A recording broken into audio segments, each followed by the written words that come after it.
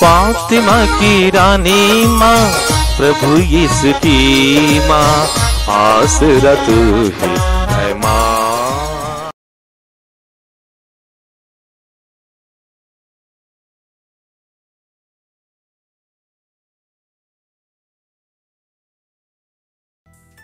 पहला पाठ इब्रानियों के नाम पत्र, अध्याय 12, पद संख्याएं 4 से 7 और 11 से 15 तक।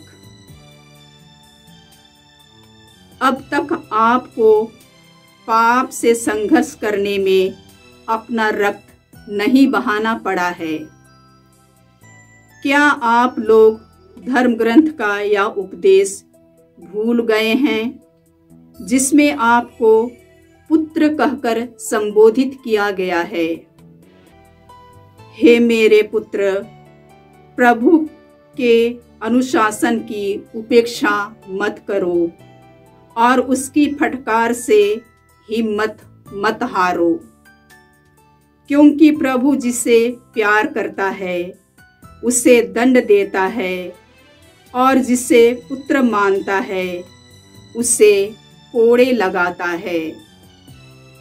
आप जो कष्ट सहते हैं उसे पिता का दंड समझे, क्योंकि वह इसका प्रमाण है कि ईश्वर आपको पुत्र समझकर आपके साथ व्यवहार करता, और वह पुत्र कहाँ है जिसे पिता दंड नहीं देता। जब दंड मिल रहा है तो वह सुखद नहीं दुखद प्रतीत होता है, किंतु जो दंड द्वारा सुधारे जाते हैं वे बाद में धार्मिकता का शांतिप्रद फल प्राप्त करते हैं। इसलिए ढीले हाथों तथा शिथिल घुटनों को सबल बना लें और सीधे पथ पर आगे बढ़ते जाएं, जिससे लंगड़ा ना भटके बल्कि चंगा हो जाए। सबों के साथ शांति बनाए रखें और पवित्रता की साधना करें। इसके बिना कोई भी ईश्वर के दर्शन नहीं करेगा। आप सावधान रहें, कोई भी ईश्वर की कृपा नहीं खो दें। ऐसा कोई कड़वा और हानिकारक पौधा पनपने ना पाए जो समस्त समुदाय को दूषित करे। प्रभु की वाणी। ईश्वर को धन्यवाद। भजन अनुवाक्य। अपने भक्तों के प्रति प्रभु का प्रेम सदा सर्वदा बना रहता है। अपने भक्तों के प्रति प्रभु का प्रेम सदा सर्वदा बना रहता है। मेरी आत्मा प्रभु को धन्य कहे, मेरा सर्वस्व उसके पवित्र नाम की स्तुति करे। मेरी आत्मा प्रभु को धन्य कहे और उसके वरदानों को कभी नहीं भुलाए। अनुवाक्य।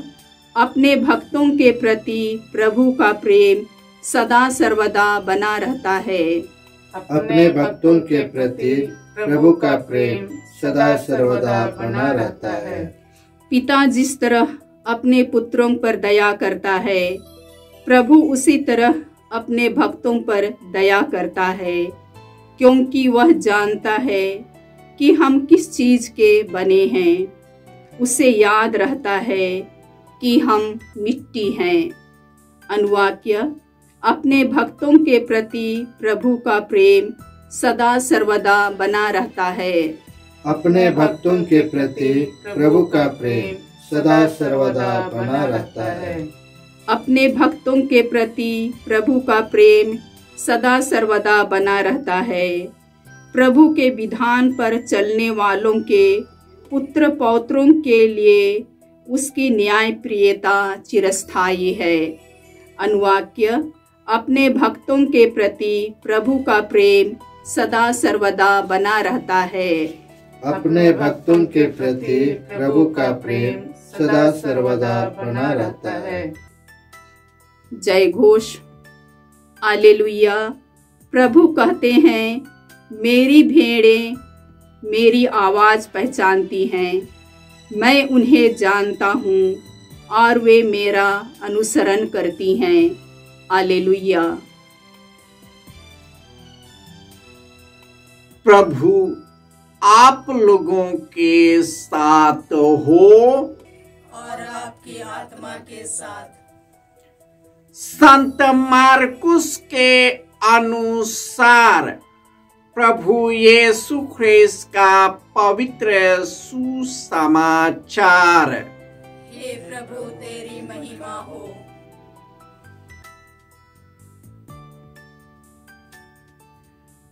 अध्याय 6 पद संख्याएं 1 से 6। वहां से विदा होकर यीशु अपने शिष्यों के साथ अपना नगर आए।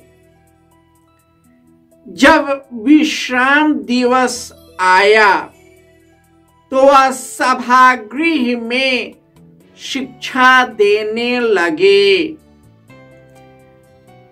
बहुत से लोग सुन रहे थे और अचंभे में पड़कर कहते थे, यह सब इसे कहां से मिला? यह कौन सा ज्ञान है जो इसे दिया गया है? जो महान चमत्कार यह दिखाता है वे क्या है? क्या यह वही बढ़ई नहीं है, मरियम का बेटा, याकूब, योसेफ, यूदस और सीमोन का भाई? क्या इसकी बहनें हमारे ही बीच नहीं रहती? और वे यीशु में विश्वास नहीं कर सके। यीशु ने उनसे कहा, अपने नगर, अपने कुटुंब और अपने घर में नबी का आदर नहीं होता। वह वहां कोई चमत्कार नहीं कर सके। उन्होंने केवल थोड़े से रोगियों पर हाथ रखकर उन्हें अच्छा किया। उन लोगों के अविश्वास पर यीशु को बड़ा आश्चर्य हुआ। यीशु शिक्षा देते हुए गांव-गांव घूमते थे। यह प्रभु यीशु ख्रिस्त का पवित्र सुसमाचार है। हे ख्रिस्त तेरी स्तुति हो।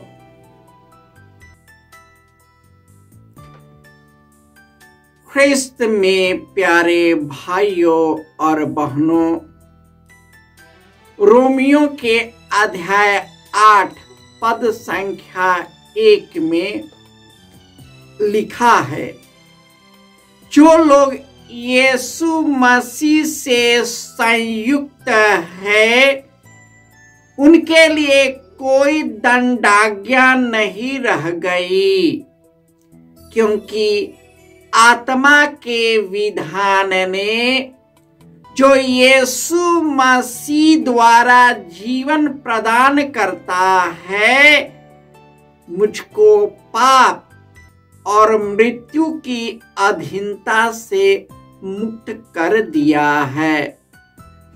और जो प्रभु को प्यार करते हैं और उसके विधान के अनुसार बुलाए गए हैं, उसके कल्याण के सभी बातों में मैं उसकी सहायता करता हूं।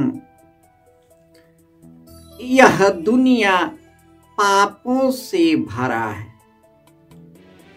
और पाप के अधीन है, और जो पाप के अधीन है वह पाप करना पसंद करते हैं, और जो पुण्य करते हैं उन पर दुख और कई प्रकार के यंत्रणा ढा देते हैं।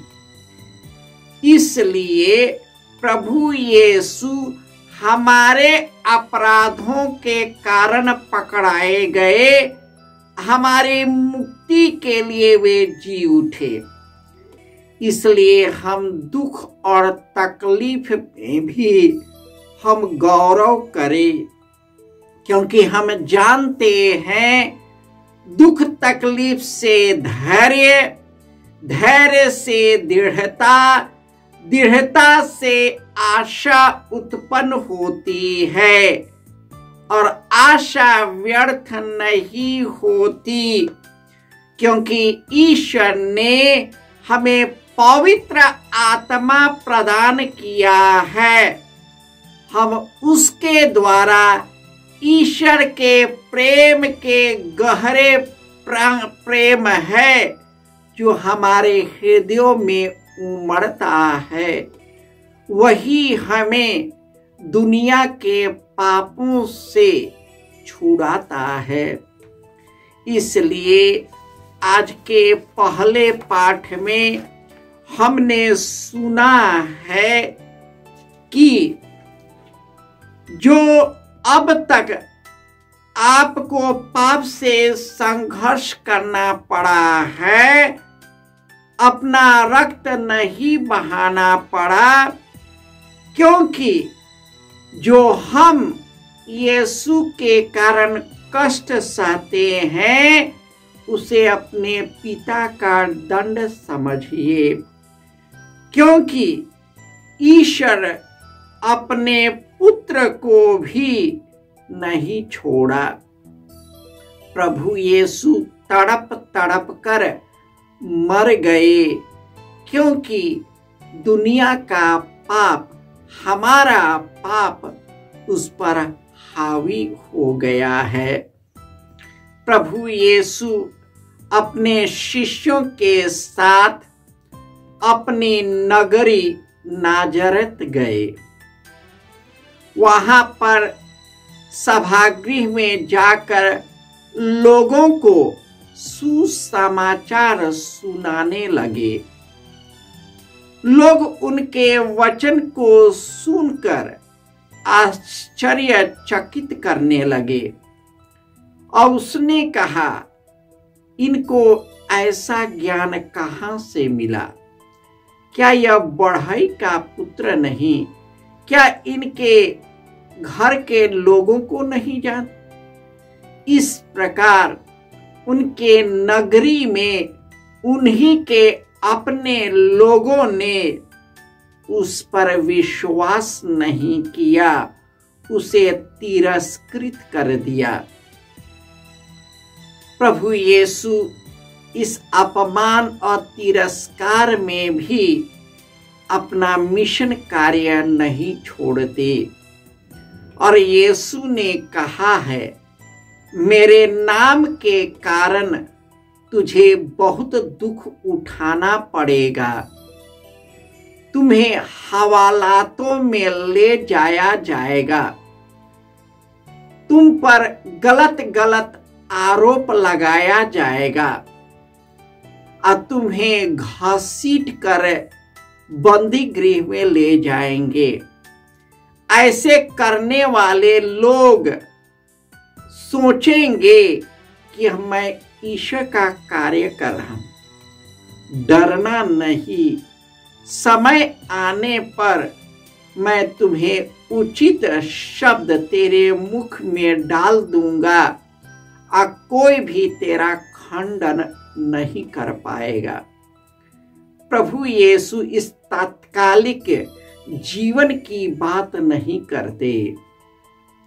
इस दुनिया और शरीर की बातें केवल नहीं करते, लेकिन आत्मिक चंगाई और अनंत जीवन के बारे में बताते हैं कि किस प्रकार हम पवित्र और निष्कलंक बनकर पवित्र आत्मा को धारण करें और उन्हीं की शक्ति से प्रभु यीशु से जुड़कर प्रेम, दया, करुणा, सेवा, क्षमा का फल उत्पन्न करे और इस प्रकार पुनर्जीवित यीशु का साक्ष्य दे सके, चाहे हमें जीवन गंवाना ही क्यों ना पड़े, कई दुख और संकटों का सामना करना ही क्यों ना पड़े, क्योंकि यही जीवन अंत नहीं है। यह जीवन हमारे अनंत जीवन की तैयारी है।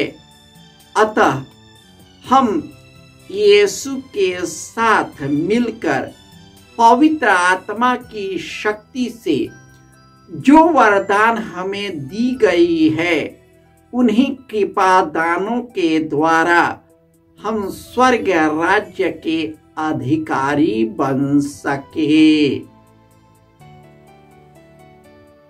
जय यीशु।